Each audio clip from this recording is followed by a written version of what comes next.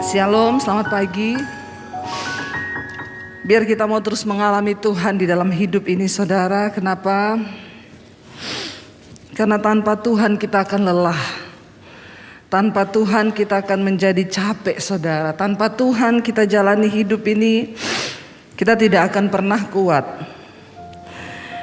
Bangsa Israel mengalami, saudara, ketika mereka mengikut Tuhan, lalu mereka jatuh. Mereka mengalami lagi janji Tuhan, lalu mereka mengkhianati Tuhan lagi, mereka melakukan dosa. Sampai akhirnya Tuhan izinkan mereka ada di dalam pembuangan di Babel, saudara. Ketika mereka dalam pembuangan, mereka merasakan hidup yang tidak enak. Dulu mereka bisa menikmati kebebasan, dulu mereka bisa menikmati semua yang nyaman, tetapi ketika mereka dalam pembuangan, mereka hidup di bangsa yang lain dan mereka harus melakukan sesuatu yang bukan kehendak mereka. Coba kita berpikir, saudara, tidak enak. Dosa membuat manusia harus membayar lebih mahal. Dosa menyebabkan hidup kita terpisah dari Tuhan. Dosalah yang mengakibatkan kehancuran di dalam segala sesuatu. Kenapa pelayanan hancur? Kenapa gereja hancur? Kenapa rumah tangga hancur? Kenapa masa depan kita hancur? Itu yang menjadi penyebab kita tidak pernah mengalami janji Tuhan dan kemuliaannya. Cuma satu, akibat dosa. Bangsa Israel mengalami penghukuman Tuhan, murka Tuhan. Akhirnya mereka diizinkan ada dalam pembuangan di Babel. Karena mereka sudah menjauh dari Tuhan. Mereka melakukan kekejian di mata Tuhan, kenajisan, percabulan. Mereka membangun dewa-dewa yang bukan Tuhan lagi. Sehingga Tuhan murka dan mengizinkan mereka harus dibuang ke Babel. Di dalam tekanan yang begitu berat, saudara.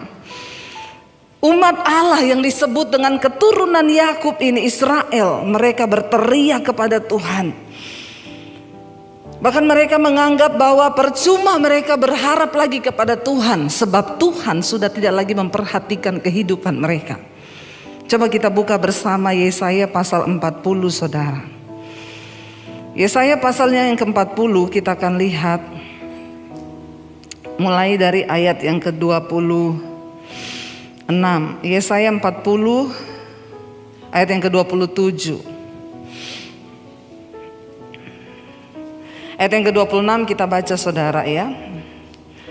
Arahkanlah matamu ke langit, Yesaya 40 ayat 26. Arahkanlah matamu ke langit dan lihatlah siapa yang menciptakan semua bintang itu dan menyuruh segenap tentara mereka keluar sambil memanggil nama mereka sekalian. Satupun tidak ada yang tidak hadir, oleh sebab Ia Maha Kuasa dan Maha Kuat. 27. Mengapakah engkau berkata demikian, hai Yakub, dan berkata begini, hai Israel, hidupku tersembunyi dari Tuhan dan hakku tidak diperhatikan Allahku. Di tengah masa pembuangan akibat dosa, ya, Yakub, Israel berteriak dan berkata, Tuhan itu tidak melihat hidupku lagi, sudah tersembunyi aku. Bahkan dia berkata di sana apa? Tuhan tidak memperhatikan lagi hakku. Itulah manusia, saudara.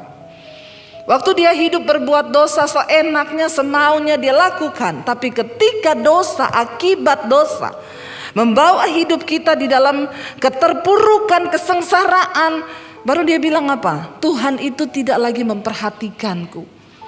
Bahkan hakku tidak dibela lagi oleh Tuhan. Kita pintar kalau menuntut hak dari Tuhan. Itu manusia. Kita gampang kalau meminta Tuhan menolong kita, menjawab persoalan kita. Kita menuntut Tuhan, katanya Tuhan berjanji begini, tapi kenapa saya tidak mengalami begini? Itulah kita manusia. Yakub berkata di dalam pembuangan, di dalam rasa tertekan, dia bilang apa? Tuhan tidak lagi melihatku. Hidupku sudah tersembunyi. Allah gak maha melihat, Allah gak maha tahu. Bahkan hakku tidak lagi diperhitungkan Tuhan. Dia berkata di sana, hakku tidak diperhatikan Allah. Tuhan bilang, engkau lihat siapa yang menciptakan langit, bumi, bintang, matahari. Aku yang memerintahkan semua bintang keluar. Mereka tidak ada satupun yang tidak hadir ketika Tuhan memanggil tentara-tentara itu. Mengapakah engkau berkata demikian Yakub, dan berkata begini, hidupku tersembunyi dari Tuhan dan hakku tidak lagi diperhatikannya. Saudara, jangan pernah berkata bahwa Tuhan tidak memperhatikan hidupmu. Jangan pernah berpikir bahwa Dia tidak melihat kita. Lalu ayat yang ke-28 di sana dikatakan, tidakkah kau tahu? Ayat 28. Tidakkah kau tahu dan tidakkah kau dengar? Tuhan ialah apa? Allah kekal yang menciptakan bumi dari ujung ke ujung. Ia tidak menjadi lelah dan tidak menjadi lesu, tidak terduga pengertiannya. Kenapa kita harus menyembah Tuhan? Kenapa kita harus mendekatkan diri kita dengan Tuhan? Yang pertama, karena Tuhan yang menciptakan kita, saudara. Amin.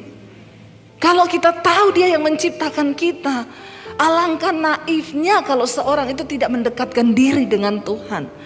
Tuhan yang pegang semua rencana atas hidup kita. Bahkan blueprint hidup kita, rencana kita ke depan, itu ada di dalam tangan Tuhan. Kenapa kita harus mencari Tuhan? Kenapa kita harus menyembah Tuhan, percaya kepada Dia? Karena kita ini ciptaannya. Ayat yang ke-29 dikatakan, Dia memberi kekuatan kepada yang lelah dan menambah semangat kepada yang tidak berdaya. Orang-orang muda menjadi lelah dan lesu, dan teruna-teruna jatuh tersandung. 31 baca sama-sama. Tetapi orang-orang yang menanti-nantikan Tuhan mendapat kekuatan baru. Mereka seumpama raja wali yang naik terbang dengan kekuatan sayapnya. Mereka berlari dan tidak menjadi lesu. Mereka berjalan dan tidak menjadi lelah. Kita belajar dari kisah ini, saudara. Kenapa ayat ini muncul? Karena teriakan bangsa Israel di dalam keterpurukan di masa pembuangan. Mereka berpikir Tuhan sudahlah tidak lagi memperhatikan mereka. Padahal itulah upah dosa. Mereka harus membayar. Ingat saudara, setiap dosa yang engkau lakukan itu ada konsekuensinya. Waktu kita datang minta ampun, diampuni. Tetapi upahnya itu yang berat, dan banyak orang Kristen tidak sanggup membayar upah dari dosa itu. Karena itu, hiduplah berhati-hati. Mikir kalau mau bikin dosa. Amin saudara. Karena semua ada konsekuensinya. Dia Tuhan yang tidak bisa berdusta dengan janjinya. Upah dosa itu maut. Masih bagus kalau kita gak binasa. Bangsa Israel ketika dalam pembuangan, mereka gak kuat menghadapi proses. Padahal itu terjadi karena kesalahan mereka sendiri. Banyak manusia melakukan kesalahan dalam hidupnya, tetapi ketika mereka masuk dalam proses Tuhan, mereka gak kuat saudara. Akhirnya banyak yang memilih murtad. Ayo kita menyadari hal ini. Ketika dalam pembuangan mereka, bahkan apalagi yang paling membuat kita itu seringkali down, ketika kita merasa Tuhan itu sudah meninggalkan kita. Saya pernah mengalami waktu saya kecelakaan mobil, saudara, satu keluarga.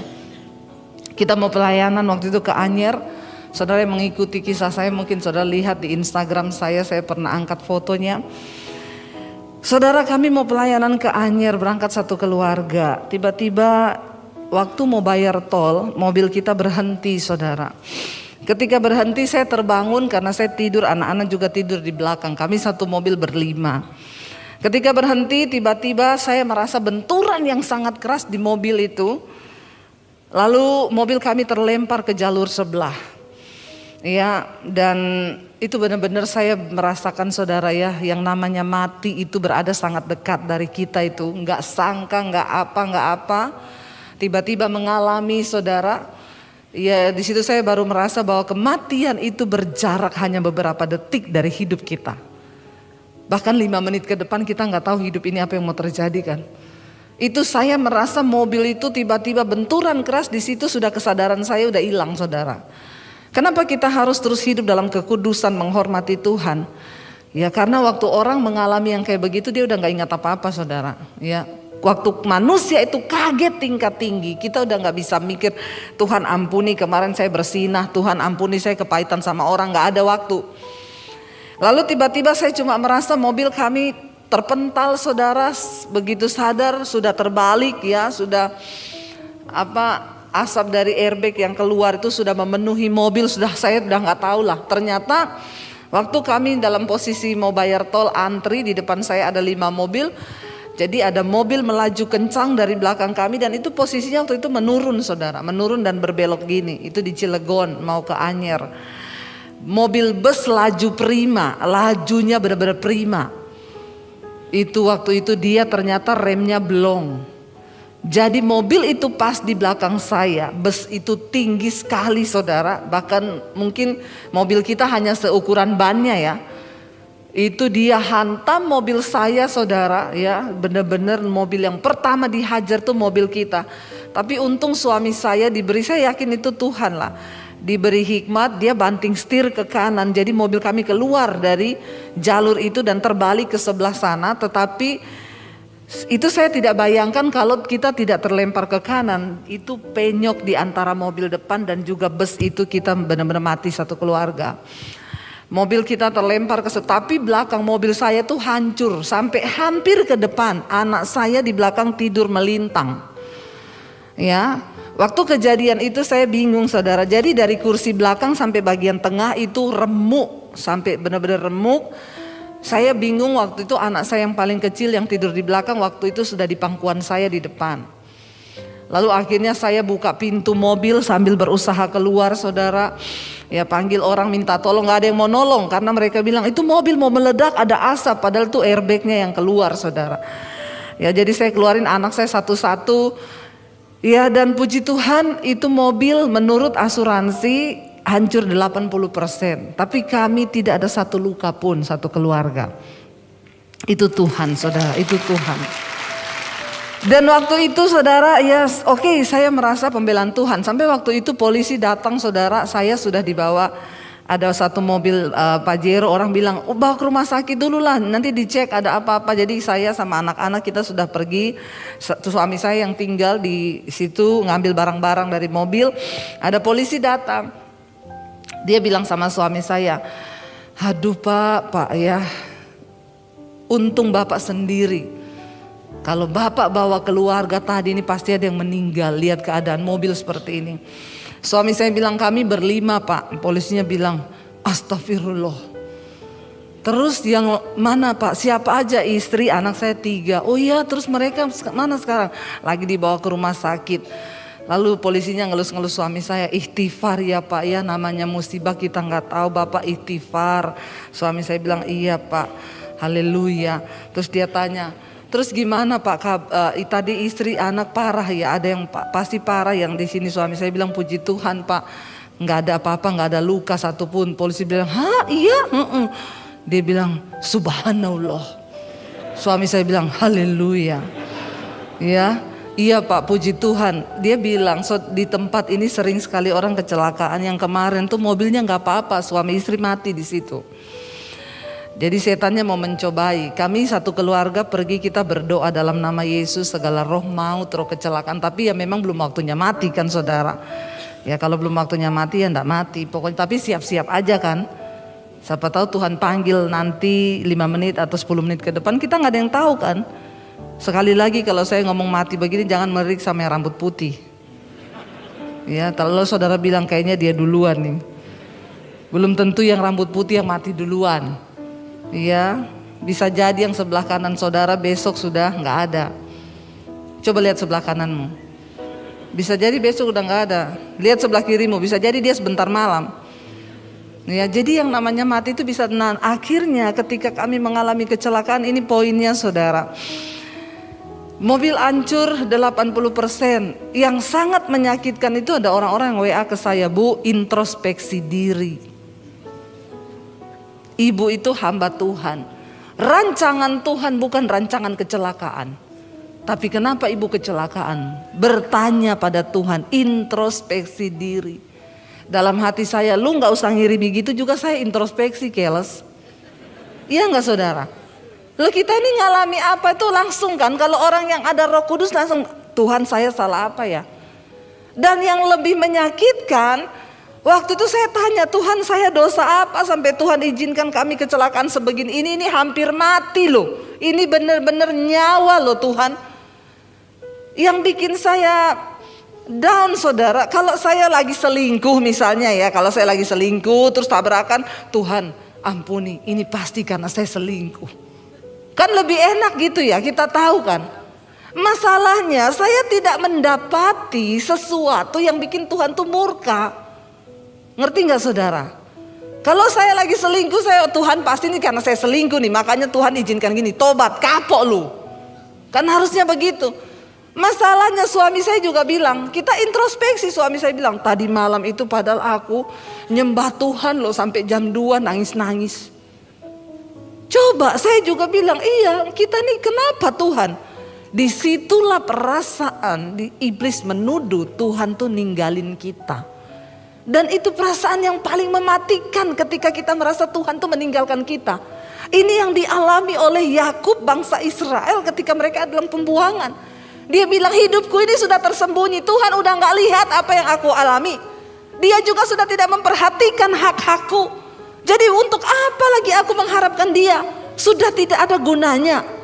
Apakah engkau sedang ada dalam titik itu hari ini saudara dan berkata tidak ada gunanya lagi? Tuhan udah nggak perhatikan sama saya.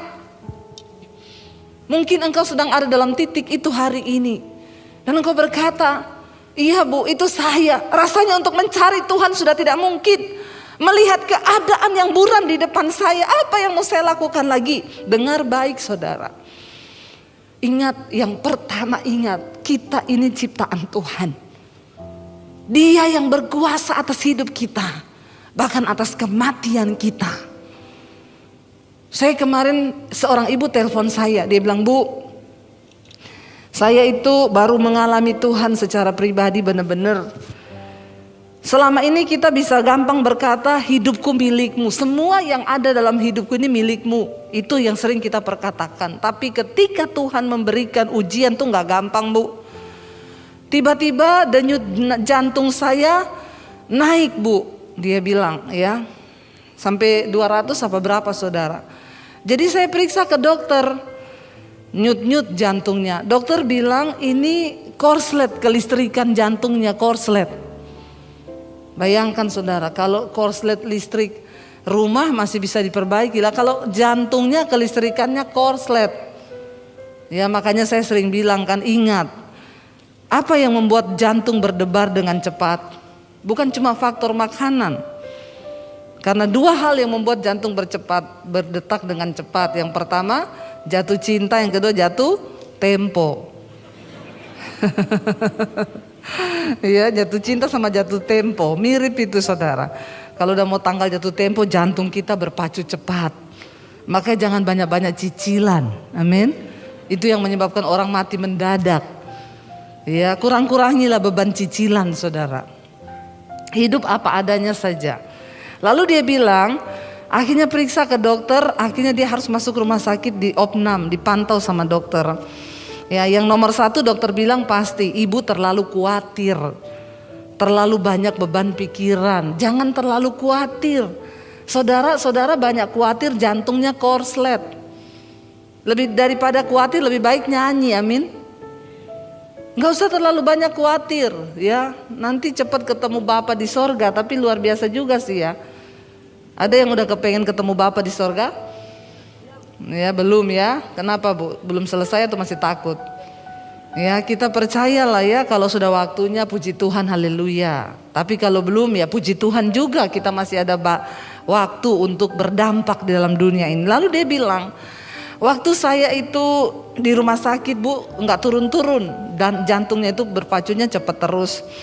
Bahkan tekanan darah saya mulai drop. Saya udah bingung. Disitulah saya mulai berserah. Saya bilang, Tuhan, saya menyerahkan hidup saya Tuhan. Kalau saya mati sekarang saya siap. Tapi bagaimana anak saya, bagaimana suami saya, siapa yang urus? Di situ dia bilang, saya tuh dengar Tuhan tuh ngomong gini. Bahkan anakmu, suamimu itu bukan urusanmu. Mereka itu milikku. Kamu bilang berserah, tapi kamu belum berserah. Kenapa kamu pikir anak dan suamimu itu urusanku? Ini loh seringkali yang membuat kita ini saudara jadi banyak sakit, banyak mau mati, terutama orang tua nih. Ya, kita tuh lebih sering mengkhawatirkan, mikirin anak, sudah berumah tangga dipikirin terus. Semua akan berproses pribadi-pribadi. Biarkan, kita cuma cukup mendoakan anak kita nanti akan diproses Tuhan pribadi-pribadi. Gak usah kita yang jadi Tuhan buat mereka, amin. Ada orang tua yang suka jadi Tuhan, anaknya utang dia yang bayar, tidak usah angkat tangan. Saya tahu banyak. Akhirnya dia yang stres. Anaknya ada masalah dia campuri. Ya, kapan anakmu menjadi dewasa dan mencari Tuhan secara pribadi?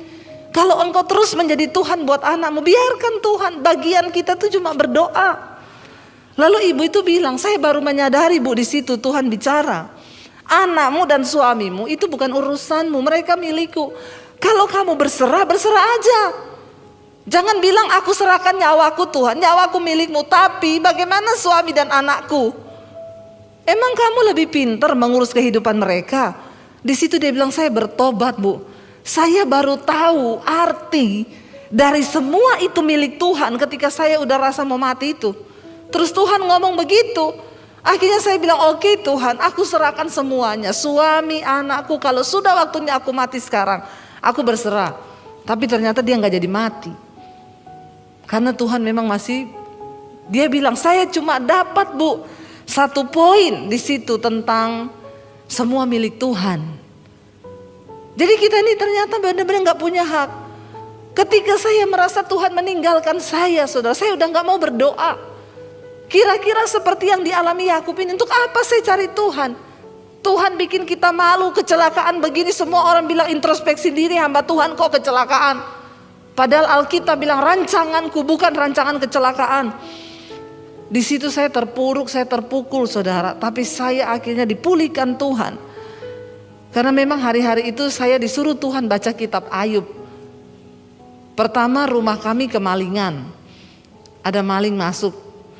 Dicuri semua saudara, barang-barang elektronik, HP, laptop dicuri. Waktu itu saya bertanya, Tuhan, rumah orang yang lebih berdosa dari kita di sini tuh banyak. Lo bener gak saudara? Tapi kenapa yang dimasuki rumah kita loh? Kan lebih enak kalau kita bersaksi, saudara, tadi malam ada maling mau masuk rumah saya. Tapi Tuhan ajaib, malingnya kesangkut di pagar sampai pagi. Itu kayaknya lebih enak kan untuk kita dengarkan. Wih dahsyat, semua tepuk tangan. Wih Tuhan ajaib, maling kesangkut. Kan gak enak kalau kesaksiannya maling masuk rumah, nyuri barang-barang kita. Terus perlindungannya di mana? Kita yuk kalau tidur malam berdoa loh. Di situ saya bertanya, Tuhan, kenapa Tuhan izinkan masuk ke rumah kita? Kenapa bukan ke rumah orang yang banyak lebih berdosa dari kita tuh banyak? Di situ saya dengar suara Tuhan baca kitab Ayub. Tapi saya pikir alay banget, cuma kehilangan kayak gitu suruh baca kitab Ayub. Apa yang saya alami ini gak ada apa-apanya lah sama Ayub. Ngeyel saya, berapa hari kemudian kita kecelakaan itu. Suara itu datang lagi, baca kitab Ayub. Saya bilang kalau ini sudah tidak main-main ini. Kita hampir mati satu keluarga nih, hampir nyawa ini benar. Akhirnya saya baca. Baru di situ saya bisa mengkhotbahkan kitab Ayub itu luar biasa. Dari khotbah saya itu orang-orang semua baru mengerti saudara tentang penderitaan yang paling mematikan. Karena di sana Ayub sempat berkata, percuma aku ikut engkau. Lebih mujur orang-orang yang tidak takut Tuhan. Mereka gendut, nasibnya baik-baik, tidak ada penyakit. Aku ini yang sudah hidup kudus, menjaga kekudusanku untuk apa? Buktinya juga aku mengalami lebih parah daripada orang-orang yang tidak mengenal engkau. Di situ firman Tuhan datang saudara. Lihat sahabatnya berkata, Ayub, engkau hidup kudus, engkau hidup benar. Tuhan tidak untung. Tuhan tidak untung. Dia enggak tambah mulia dengan kekudusanmu. Kalau engkau hidup benar, engkau hidup kudus, engkaulah yang untung. Karena apa yang kau tabur itu akan engkau tuai. Sebaliknya kalau engkau memilih hidup berdosa, sorry, Tuhan juga enggak rugi. Silakan kalau ada di antara saudara yang memilih untuk hidup berdosa, silakan. Tuhan tidak pernah dirugikan dan kemuliaannya tidak akan pernah berkurang ketika manusia memilih untuk hidup dalam dosa. Tapi engkaulah yang akan merasakan akibatnya. Karena apa yang kau tabur itu akan engkau tuai, kebinasaan kekal. Di situ saya menangis dan meneteskan air mata. Saya juga bertanya, kenapa Tuhan? Kenapa Tuhan? Saya bilang, ampuni saya Tuhan. Saya tahu semuanya mendatangkan kebaikan. Akhirnya mobil saya digantikan saudara. Waktu itu Honda Freed diganti Innova yang terbaru. Yang tadi ngomong introspeksi diri itu, WA. Bu, ternyata ajaib ya Tuhan. Ibu kecelakaan karena Tuhan mau ganti mobil yang lebih bagus ya. Saya bilang, ibu mau ganti Mercy? Saya doakan masuk di bawah kontainer. Itu orang Kristen picik saudara. Ya, dia pikir kalau mau ganti Mercy terbaru saya doakan sekarang bu. Mau masuk di bawah kontainer? Jangan bu, nggak mau. Nggak apa-apa saya naik Avanza aja. Mau pilih mana? Sorry saudara, Tuhan tuh bekerja dengan caranya. Dan di balik semua peristiwa tuh ada nilai. Bangsa Israel tuh nggak ngerti kenapa mereka ada dalam pembuangan. Mana dia berteriak sudah di pembuangan karena dosa, ngomong lagi. Ternyata Tuhan tidak melihat hidupku, hak-hakku tidak ada. Tuhan memberi nasihat kepada mereka. Orang yang menanti-nantikan Tuhan akan mendapat kekuatan yang baru. Di sana dikatakan, dia memberi kekuatan kepada yang lelah ayat 29. Dan menambah semangat kepada yang tidak berdaya. Kenapa kita harus mencari Tuhan di tengah masa kesulitan kita? Karena dia sumber kekuatan. Cuma dia yang bisa memberikan saudara semangat kepada orang yang sudah tidak berdaya. Engkau tidak akan mendapatkan itu di diskotik, percuma. Ya, jangan pergi ke tempat yang seperti itu untuk mencari kekuatan. Engkau pulang semakin stres, bisa berakhir dengan bunuh diri. Ada bapak-bapak di Jakarta, dia bilang sama istrinya, dia tanya dari mana? Saya ini penat di dalam rumah. Dari mana kamu? Ya dari sana mencari kekuatan. Dicek istrinya saudara, ternyata suaminya ke Holy Wings. Dia tanya, apa itu Holy Wings? Gereja baru. Holy Wings, sayap kudus saudara. Jangan salah masuk. Saudara pikir wah gereja baru ini. Jangan saudara kita lari dari Tuhan. Ketika engkau datang di kaki Tuhan, ayat ini berkata, dia yang memberikan kekuatan kepada yang lelah dan menambah semangat kepada yang tidak berdaya. 30, orang-orang muda menjadi lelah dan lesu. Hari-hari ini menghadapi persoalan zaman. Ya, kita melihat akan datang masa yang sukar di depan. Bahkan orang muda akan menjadi lelah dan lesu. Dengar baik-baik yang muda-muda di sini. Engkau tidak punya cukup kekuatan untuk bertahan dengan kepintaranmu, dengan tenagamu. Habis menghadapi masa yang semakin sulit ke depan. Ayat ini berkata, orang muda menjadi lelah dan lesu dan teruna-teruna jatuh tersandung. Tetapi orang yang menanti-nantikan Tuhan, mereka akan mendapat kekuatan baru. Siapa yang membutuhkan kekuatan baru hari-hari ini?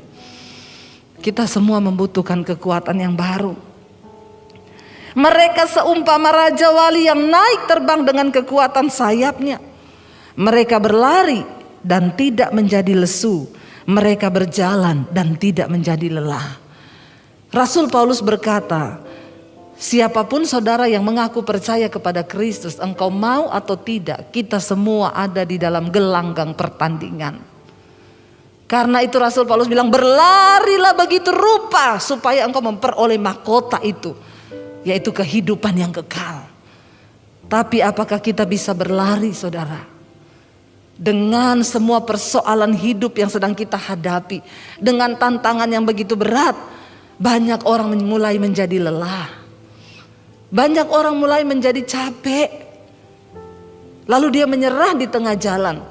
Tetapi orang yang terus menantikan Tuhan, ayat ini menjamin dia akan berlari tapi tidak menjadi lelah. Dia akan berlari tetapi tidak menjadi lesu. Berjalan tidak menjadi lelah. Mari kita cari Tuhan hari-hari ini. Mari kita terus menanti-nantikan Tuhan. Mari kita terus ada di kakinya hari-hari ini dan berkata, Tuhan kami mau menantikan Engkau. Kami mau mencari wajah-Mu. Saudara, tidak ada perkara yang mustahil bagi Tuhan. Dia sanggup memberikan jaminan atas kehidupan kita, saudara. Dia mampu, asalkan kita mau sungguh-sungguh datang tersungkur di kakinya.